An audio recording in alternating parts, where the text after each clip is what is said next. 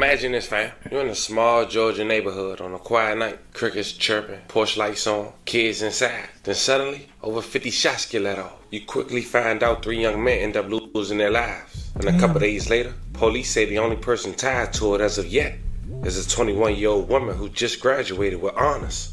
And all across town, they talking about it. How she go from classroom excellence to cold case suspect. Not for one murder. But these females out here is ruthless, twin. I swear to hey gang, I'm telling you, it's something wrong. I don't know what's wrong with this generation, gang. I don't know. We got game banging females. We got motherfucking females that acting like niggas. We got females that's doing this and that third. Y'all females is off the chain lately. Y'all need some help. We need the grandmas to show them how to be a lady again and be a girl. Y'all females done turned crazy, bro. What is going on what's going on? This is very scary. Man, this is scary, bro. Y'all gotta lock in. You would never think she'll do some shit like that. She don't even look like the type to do no shit like that.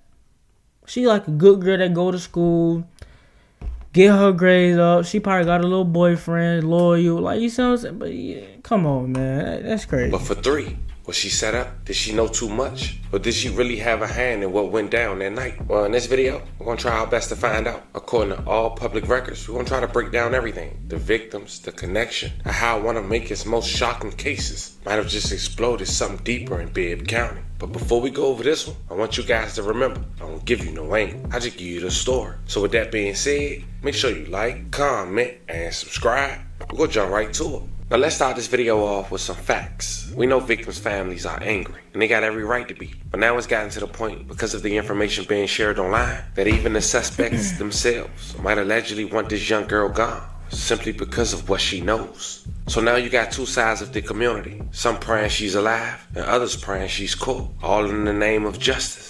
And at 21 years old, this young woman is in what you call a lose-lose situation. And the crazy part is this: we know if she is apprehended, authorities already believe more arrests is likely to come. But before we dive into the full details of... For sure. She ain't do that by herself.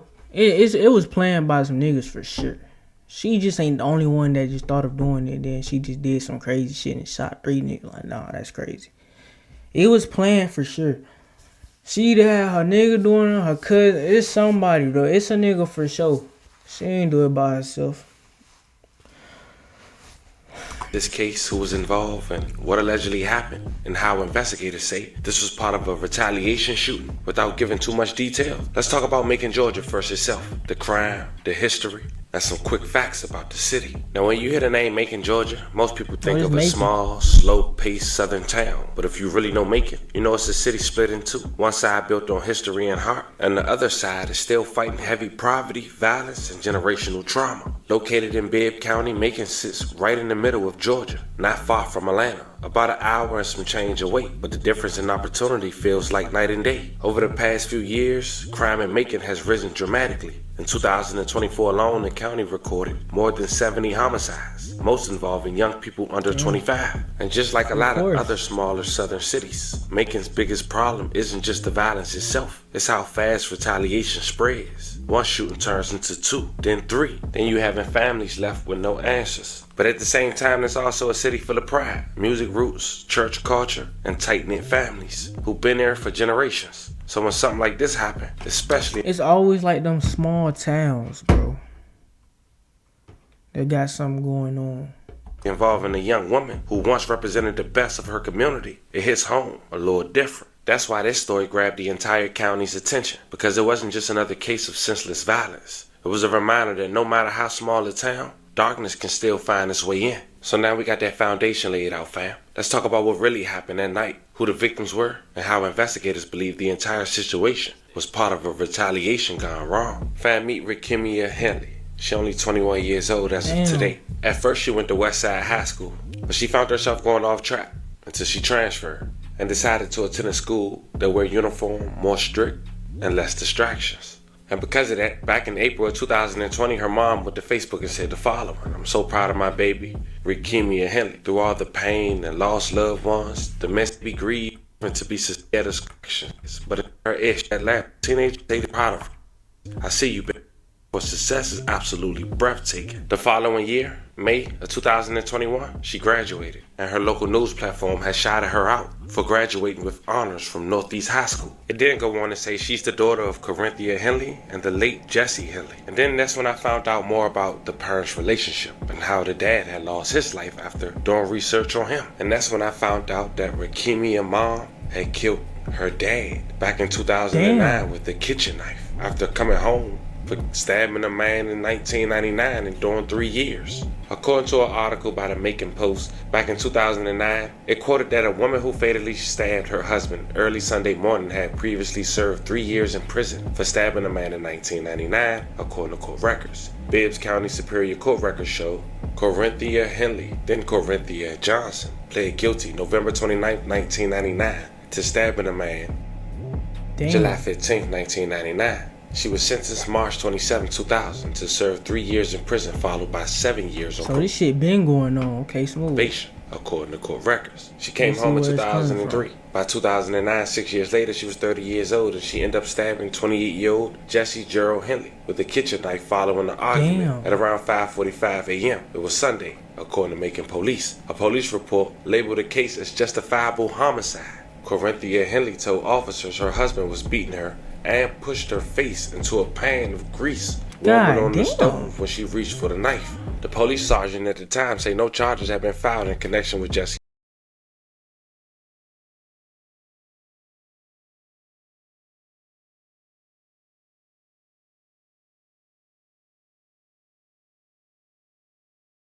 Henley's death, and the police investigation expected to be ongoing for months, but now it's considered closed. Ultimately, the case was transferred to Bibbs County District Attorney's Office, and they was the ones to determine if charges would be filed on that. I'm not gonna lie, I did not know what Bibbs County is. I ain't gonna lie to you. But I'm from Georgia. I'm from Atlanta. So I'm from the South Side, but I ain't know what Bibbs County was. That's how small them towns are. Like, I ain't know them towns, but I know what Macon is and shit. But Bibbs County, I ain't never just heard nobody say, "Hey, I'm finna go to Bibbs County," or "He from Bibbs County." But that's besides the point. I guess they chose not to. Let y'all know some Rakimia had a rough growing up. And if my math is correct, when her mom came home, the next year, she had her. And then 2 years later, she killed her dad. And since the age of 2, Rakimia has been living life without her father. The cycle been going on, so it starts from the parents. I'm just saying, though. Only her mom. Now fast forward to 2025. Just 4 years after graduating high school with honors, Rakimia is now wanted by Bibbs County for not 1 or 2, but 3 homicides. 2 brothers and a young man. 2 guns was found at the scene, a handgun and a Draco. She back on August 18th, 2025. It's so crazy to think about it. Females really killing niggas now. Like I don't even know what to say to this shit. Like, I'm just in... I don't know. It was a Saturday night, and a shooting had took place on East William Street in Macon that left 3 people dead. See, according to the sheriff's office, the first call to 911 came in at around 10:30 p.m., reporting a man had been shot on William Street. The victim was identified as 27-year-old Quantarius Townsend. He was taken to a local hospital where he was later pronounced deceased. May he rest in peace and love and condolences to his family. Roughly 30 minutes later, deputies responded to another call in the 500 block of William Street and found 2 more victims. Brandon Thomas, 21, Markel Bonner Jr., 16, suffering from gunshot wounds. The Bibbs County Sheriff's Office later pronounced them dead. May they both rest in peace and love and condolences to their families as well. As mentioned before, at least 50 shell casings were recovered as investigators processed the scene throughout the night. Bibbs County's coroner, Leon Jones, said 2 weapons were recovered at the scene, an AK-47 rifle and a handgun. And for weeks, they had no suspect, and police was urging the authorities to come in with clues. But throughout the barbershops, the hair salons, the schools, people was already talking, and they already knew what was up. But check this news clip out first. Good evening and thanks for joining us. I'm Maggie Fitzgerald. New tonight, neighbors in East Macon described the moment they heard dozens of gunshots ring out Saturday night. Witnesses trying to figure out what led up to this shooting. Responded to the 500 block of William Street just before 11 p.m. on Saturday night. Diane Jolly lives down the road and she heard the shooting may be connected to Amazing News.